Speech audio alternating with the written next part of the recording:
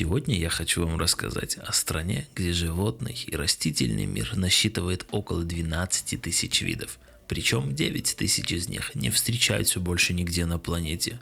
На чем гербе изображены рыжий кенгуру и страус Эму, где находится более 10 тысяч пляжей. Но на протяжении 44 лет действовал закон, запрещающий купаться на общественных пляжах.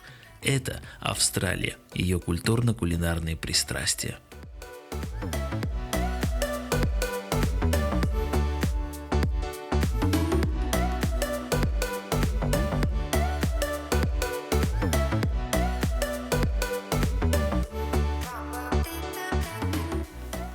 Большое влияние на вкусовые пристрастия и привычки австралийцев оказала Британия. Как известно, Австралия была колонизирована британцами. В январе 1788 году была официально создана первая колония, которую заселили осужденными из Британии. Кстати, некоторые из них даже изображены на денежных купюрах. Мэри Рэббей изображена на 20 австралийских долларах. За украденную лошадь Мэри была осуждена на 7 лет австралийскими властями. Обычно считается, что колонизация Австралии была обусловлена необходимостью решения проблемы переполненности в британской тюремной системе. Тем не менее, было бы просто экономически невыгодно транспортировать каторжников только по этой причине. Многие каторжники были опытными торговцами и фермерами, осужденными за незначительные преступления на 7 лет. Этого времени должно было хватить на строительство инфраструктуры новой колонии. Надо сказать, что до британцев в Австралии жили аборигены, но с приходом колонизаторов их стали вытеснить. Кроме того, аборигены заболевали и умирали в огромном количестве от болезней, привезенных европейцами. Более подробно я могу вам рассказать о жизни коренных жителей Зеленого континента в следующем выпуске.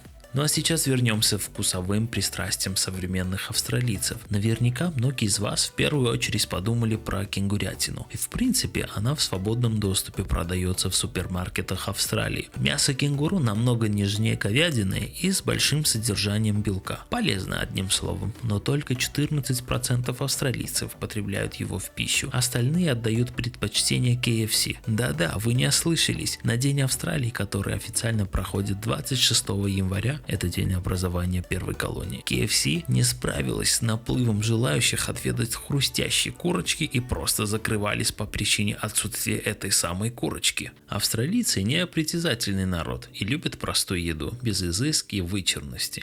Одним из распространенных перекусов в Австралии является мясной пирог с начинкой из фарша. Этот пирог был признан национальной едой в Австралии в 2003 году. Едят его с кетчупом или греви. Греви – это соус, который часто готовят из сока мяса, выделяющего естественным образом во время приготовления, и затем загущают пшеничной мукой или кукурузным крахмалом для придания текстуры. Еще одним местным деликатесом, который вы больше нигде не попробуете, является Vegemite. Vegemite представляет собой густую темно-коричневую пасту, приготовленную из остатков экстракта пивных дрожжей. На вид напоминает машинное масло, но австралийцы любят свое коричневое зелье и едят его с тостом на завтрак, добавляя немного джема или арахисовой пасты для сладости. Австралия – многонациональная страна, в которой смешались все краски мира. Здесь вы можете встретить, пожалуй, людей всех национальностей и конфессий. С притоком иммигрантов в стране появляется все больше кулинарных изобилий. Кухни Азии, Европы, Африки в их аутентичном формате для Австралии не диковинка.